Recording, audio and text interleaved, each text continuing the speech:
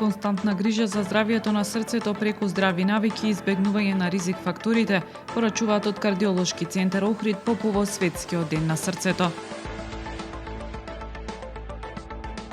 Средства од хуманитарните паркинзи ќе се донираат за нашите сограѓани Лулзим Демирали и Алпај Муфти, информира градоначалникот Пецаков. Граѓаните на Охрид и Струа ќе се информираат за користење на бесплатна правна помош. Од 1 октомври паркирањето на јавните паркиралишта низ Охрид ќе чини 30 денари за час.